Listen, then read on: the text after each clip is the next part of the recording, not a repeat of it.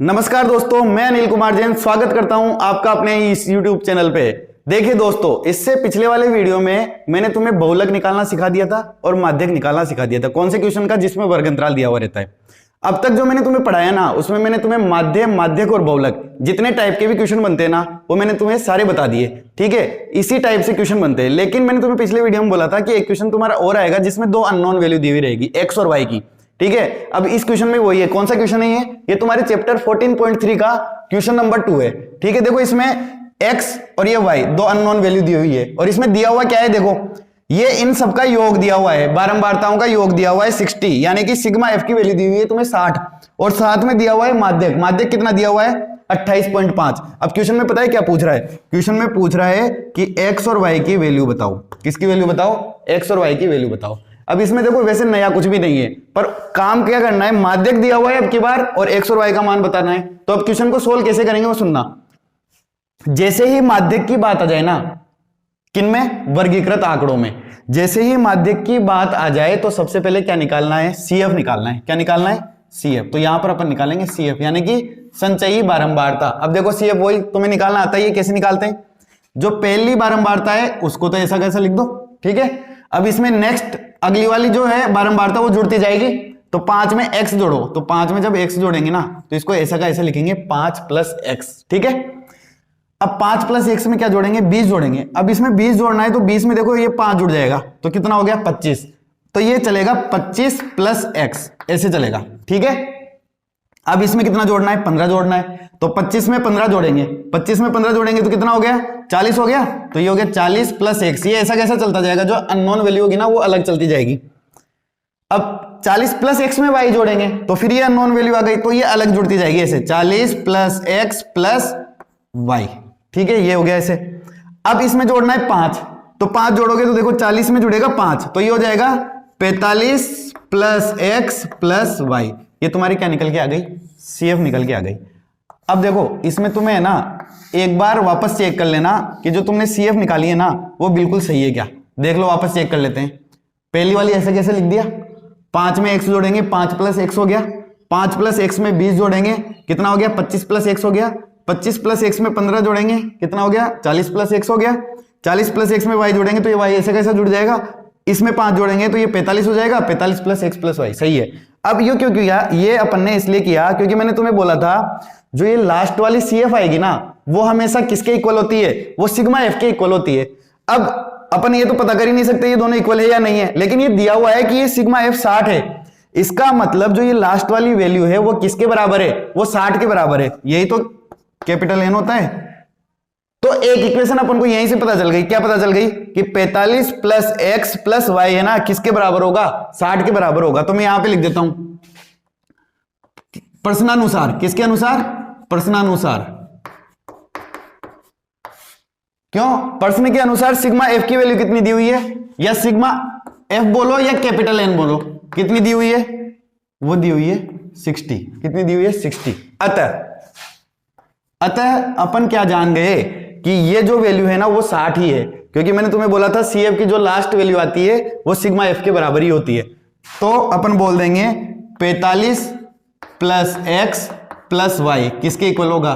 60 के इक्वल होगा। एक इक्वेशन बन गई। इक्वेशन बनाओ इसको तरीके से, 45 को उधर लेके जाओ तो ये इधर क्या बचेगा? इधर बच जाएगा x + y बराबर 60। इधर 45 प्लस का है, उधर जाके किसका हो जाएगा? माइनस का हो जाएगा। तो 60 - 45, तो x + y की वैल्यू कितनी आ गई? 60 में से 45 गए तो कितना बच गया? 15 बच गया। ये तुम्हारे समीकरण 1 बन गई। इसको समीकरण 1 नाम दे दो। देखो इसका मतलब क्या है, कभी भी है ना जितनी अज्ञात राशियां होगी ना उतनी ही समीकरण बनेगी, तभी तुम उन राशियों का मान निकाल पाओगे। एक अज्ञात राशि होती है तो वो एक ही समीकरण बनती है। 2 अज्ञात राशियां हैं तो तुम्हारे 2 समीकरण बनेगी। एक समीकरण तो बन चुकी, अब एक बनेगी अपने माध्यक वाले सूत्र से। तो माध्यक वाले सूत्र से देखो कैसे बनेगी। मैं यहां पर लिख देता हूं माध्यक का फॉर्मूला। अब माध्यक का फॉर्मूला लिखने, चलो मैं माध्यक का फॉर्मूला लिख देता हूं पहले। माध्यक का फॉर्मूला क्या होता है? L + n/2 - CF/F × H। ये तो तुम्हें पता ही है फॉर्मूला, मैंने बता रखा है। अब ये फॉर्मूला लिख दिया। अब इसमें ये सारी चीजें क्या होती है? ये माध्यक वर्ग की निम्न सीमा होती है, ये माध्यक वर्ग से ठीक पहले वाले वर्ग की संचय बारंबारता होती है, ये माध्यक वर्ग की बारंबारता होती है और ये वर्ग अंतराल होता है। तो वही सभी बातों में एक कॉमन बात आ रही है कि माध्यक वर्ग। तो अपन पहले क्या निकालेंगे, माध्यक वर्ग निकालेंगे। माध्यक वर्ग निकालने का वही तरीका, क्या तरीका है, n/2। क्या करेंगे, n/2। n क्या होता है, सिग्मा f होता है। अब n, ये भी देखो n ही है होने में तो, लेकिन उस n की वैल्यू अपन को दी हुई है ना, वो 60 है, क्वेश्चन में पहले से दे रखी है। तो इसको डिवाइड 2 नहीं करना, इसको करना है 2 से डिवाइड। तो 60 को डिवाइड कर दो 2 से, कितना आ गया, ये आ गया 30। तो अब अपने n/2 की वैल्यू कितनी आ गई, 30 आ गई। अब n/2 की वैल्यू आने के बाद मैं तुम्हें बोलता हूं कि इससे जस्ट बड़ी संचयी बारंबारता कौन सी है, इससे जस्ट बड़ी संचयी बारंबारता कौन सी है। देखो अब यहां पर अपन पता नहीं लगा पाएंगे, कैसे, 25 + x, तो मान लो x का मान 6 हो गया, तो 25 और 6 कितना होगा, 31, तो वो 30 से बड़ी हो गई। तो अपने लिए इससे बड़ी संचयी बारंबारता ये हो जाती। लेकिन अब x का मान लो 5 या 5 से छोटा होता, तो ये 30 से छोटा रह जाता। तो अब इसमें कंफ्यूजन हो रहा है कि सर ये लें या ये लें, 30 से बड़ी ये वाला मान ले या ये वाला मान ले। तो अब देखो कंफ्यूज नहीं होना, इसमें अपन को क्या दिया हुआ है, माध्यक दिया हुआ है। क्या दिया हुआ है, माध्यक। माध्यक कितना है, 28.5। अब ये जो माध्यक का आंसर आएगा ना, वो हमेशा उस वर्ग अंतराल के बीच में ही आएगा। तो अब 28.5 को देख लो किस वर्ग अंतराल के बीच में आ रहा है। तो देखो 28.5 क्या ये 20 से 30 के बीच में आएगा क्या। जैसे मैंने तुम्हें बताया था ना कि बहुलक में भी जो आंसर आता है हमेशा बहुलक वर्ग के बीच में ही आता है, वैसे ही माध्यक में जो आंसर आता है वो हमेशा माध्यक वर्ग के बीच में से ही आता है। तो अपन को माध्यक दिया हुआ है 28.5, तो इसके बेस पे अपन ये बोल सकते हैं कि जो 28.5 है वो वर्ग अंतराल 20 से 30 के बीच में स्थित है। इसका मतलब ये अपना क्या हो जाएगा, माध्यक वर्ग हो जाएगा। तो मैं यहां पर वैसे लिख देता हूं, तथा ये तो n/2 का मान निकल गया, तथा माध्यक बराबर कितना है, 28.5 है, 28.5 है। अतः माध्यक वर्ग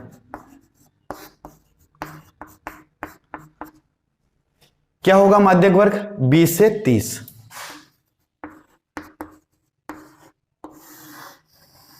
ये अपना माध्यक वर्ग आ गया। माध्यक वर्ग आते ही ये जो फॉर्मूला मैंने लिखा है माध्यक का, उसमें मान पुट करना है। अब माध्यक का, ये माध्यक के फॉर्मूले में मान पुट कर दो। यहां पे देखो माध्यक बराबर, देखो L क्या होती है, माध्यक वर्ग की निम्न सीमा। तो माध्यक वर्ग ये है, इसकी निम्न सीमा कितनी है, 20। तो यहां पर 20 लिख दो, प्लस n/2। अब देखो n/2 अपन निकाल चुके हैं पहले ही, यहां पर तो पहले निकला हुआ है, तो डायरेक्ट मान पुट कर दो, कितना हो गया, 30 हो गया। माइनस CF क्या होती है, माध्यक वर्ग से ठीक पहले वाले वर्ग की संचय बारंबारता। तो माध्यक वर्ग देखो कौन सा है, माध्यक वर्ग अपना ये है, इसको अपन ब्रैकेट में बंद कर देते हैं, ये माध्यक वर्ग है। इससे ठीक पहले वाले वर्ग की संचय बारंबारता कितनी है, 5 + x। अब ये 5 + x को लिखना है, तो देखो कभी भी इसको अब ऐसे मत लिख देना, गलत हो जाएगा। बाहर माइनस चल रहा है ना, तो अंदर वाले चीज को हमेशा ब्रैकेट में लिखा करो, क्योंकि ये माइनस फिर इसका चिन्ह बदल देगा। ठीक है, तो ब्रैकेट में लिख दिया मैंने 5 + x, जो कि क्या है, CF है, अपॉन F क्या होता है, माध्यक वर्ग की बारंबारता। अब माध्यक वर्ग ये है, इसकी बारंबारता कितनी दी हुई है, ये 20 दी हुई है, तो बटे में आ गया 20। इसको अपन बड़ा ब्रैकेट कर देते हैं। ठीक है, छोटा ब्रैकेट अंदर आ गया ना, तो बाहर ब्रैकेट बढ़ता हुआ जाता है, तो इसको बड़ा ब्रैकेट कर दिया। इनटू H कितना है, वर्ग अंतराल होता है, वर्ग अंतराल कितना चल रहा है, 10 का चल रहा है, तो ये H 10 हो गया। यहां तक समझ गए क्या बात। देखो इसके बाद क्या करना है, माध्यक की वैल्यू तुम्हें दी हुई है 28.5, तो माध्यक की वैल्यू अपन कितनी रख देंगे, 28.5। देखो मैं अब इधर कर रहा हूं, यहां पे माध्यक की वैल्यू लिख दो 28.5, तो माध्यक की जगह लिख दिया अपन ने 28.5, बराबर में क्या चल रहा है, 20 प्लस, अब छोटा ही ब्रैकेट लगा दो, 30, और ये माइनस है, ये माइनस अंदर जाएगा तो इस प्लस को भी क्या कर देगा, माइनस कर देगा। देखो 30, ये -5, और इस प्लस को भी क्या कर देगा, माइनस कर देगा, -x बटे में क्या चल रहा है, 20 × 10।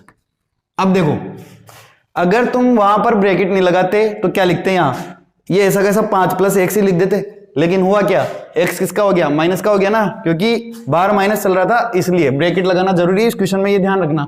ठीक है, ये माइनस का हो जाएगा यहाँ पे। अब ये 1 0 से 1 0 काट दो, तुम इसको यहां पर भी काट सकते थे, लेकिन अपन ने यहां काट दिया, 0 से 0 कट गया यहां पे। अब देखो ये जो 20 है ना, इसको इधर लेके आओ, लघुत्तम लेके सोल्व करने मत लग जाना, मैंने हमेशा बताया तुम्हें क्या करना है, इस 20 को इधर लेके आओ, तो ये हो गया 28.5 माइनस 20 बराबर में, देखो क्या बचेगा, बराबर में बचेगा ये 30 माइनस 5 कर दो, 30 में से 5 गए तो कितना बच गया 25 माइनस x बटे में, अब कितना बचा, ओनली 2 बच गया, क्योंकि 0 से तो 0 काट दिया अपन ने। अब यहां पर 28.5 में से 20 को माइनस करोगे तो कितना आएगा, यह आएगा 8.5, 8.5 बच जाएगा ना, बराबर ऐसा का ऐसा लिख दो इसको, 25 माइनस x बटे में 2। अब क्या करना है, इस 2 को इधर लेके आएंगे, अब इधर आएगा तो क्या होगा, देखो ये 2 क्या है, भाग में है, भाग में है तो उधर जाके किस में जाएगा, गुणा में जाएगा। कैसे, वज्र गुणा कर देंगे, इसका मतलब ये वज्र गुणा कर दो इसको, 8.5 को 2 से गुणा करेंगे, तो देखो 8.5 को 2 से गुणा करने पर कितना हो जाएगा, 8 दूनी 16 और ये 1 17, कितना हो जाएगा 17 हो जाएगा, बराबर 25 माइनस x, ऐसा कैसे चल रहा है। अब अपन को, अब देखो ये बन गई दूसरी इक्वेशन, मैंने तुम्हें बोला था ना एक इक्वेशन ये बनेगी, एक और इक्वेशन आएगी। अब ये दूसरी इक्वेशन अच्छी बात ये है कि इस तरीके की बनी है कि इसमें अज्ञात राशि एक ही आई है, y इसमें नहीं आया, तो अपने लिए और अच्छी बात है। क्यों, क्योंकि यहां से डायरेक्ट x का मान निकल जाएगा, x का मान निकलते ही अपन इस समीकरण में रख देंगे तो y का मान आ जाएगा। तो अब x का मान निकालने के लिए देखो क्या करेंगे, ये माइनस का है x, तो मैं क्या कर रहा हूं, इसको इधर ले आता हूं, तो जैसे इधर लाओगे ना लेफ्ट साइड में, तो ये प्लस का x हो जाएगा। अब बराबर देखो 25 तो पहले से बच रहा है इधर, अब ये जो 17 है ना ये प्लस का है, उधर जाके किसका हो जाएगा, माइनस का हो जाएगा, ये माइनस का 17 हो गया। तो x का मान देखो कितना जाएगा, 25 में 17 घटा दो, कितना हो गया, 5 और 3 8 हो गया, ये x की वैल्यू आ गई 8 आ गई, ये एक अननोन वैल्यू की तो अपन ने मान निकाल लिया। अब जो ये x की वैल्यू 8 आई ना, अब यहां पे नीचे लिख दो x का मान समीकरण 1 में रखने पर क्या लिखोगे, x का मान